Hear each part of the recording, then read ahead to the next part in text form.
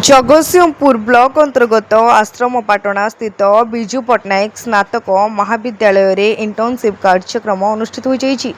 विजु पट्टनायक स्नातक महाविद्यालय अध्यक्ष डॉक्टर प्रदीप कुमार दास अध्यक्षतार आयोजित कार्यक्रम रे भुवनेश्वर अमृता फाउंडेशन निर्देशक संबित कुमार मल्लिक और स्थानीय सरपंच लिपक साहू जोग देथिले। एही इंटर्नशिप कार्यक्रम रे युक्त 3 चतुर्थ सेमिस्टर छात्र छात्री माने महाविद्यालय निकटवर्ती नुआपटना ग्राम को जाई सचेतनता करथिले। एही कार्यक्रम को इंटर्नशिप संयोजक श्रीनिवास दास संयोजना करथिबा बेले महाविद्यालय समस्त अध्यापक अध्यापिका सहयोग करथिले।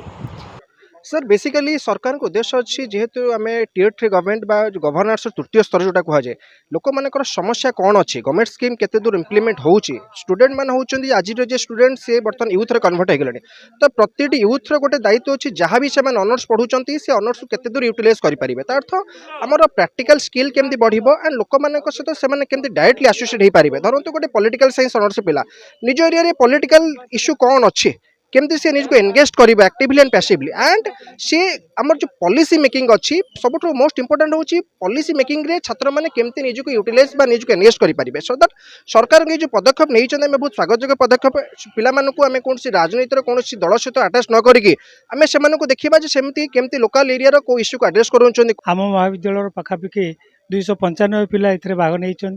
एवं या द्वारा सरकार एनईपी जो योजना अच्छी या द्वारा निश्चित भाव में पिलामाने स्वावलंबी हो पारे और भविष्य में यह कार्यकारी लगिपर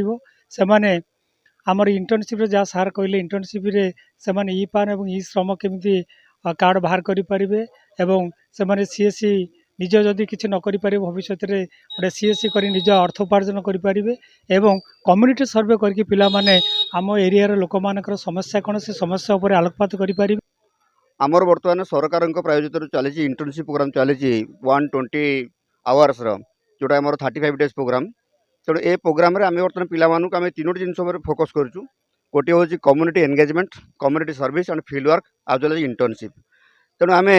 डिपार्टमेंट पिलामानू विभिन्न कथा आम शिखेचु और से पिलामाने गाँव में आम जो 7 खंडी मौजक आम नहींचु आम खैरंग पंचायतर तो से गाँव में लोक मानू सचेतन करेंगे और पिलाने निजे निजे नियोजित होगा विभिन्न उपाय अवलम्बन करेंगे। और इंटर्नशिप आम नहीं ई पैन ई श्रम कार्ड आम रखीचु पिलाने किपर निजे निजे स्वावलंबी हो पारे जदि सरकार तरफ कौन प्रोत्साहन मिले से निजे बिजनेस चाहिए करने ई श्रम ई पैन कर सीएससी प्रोग्राम करके अर्थ उपार्जन करेंगे। यह द्वारा पिला माने निजे स्वयं स्वावलंबी हो पारे पिला माने जो भाव में जाकि लोक मान सहित मिसवे लोक मान सहित साधारण लोक मान समस्या सहित जड़ित हेबे लोक मान जो समस्या अच्छी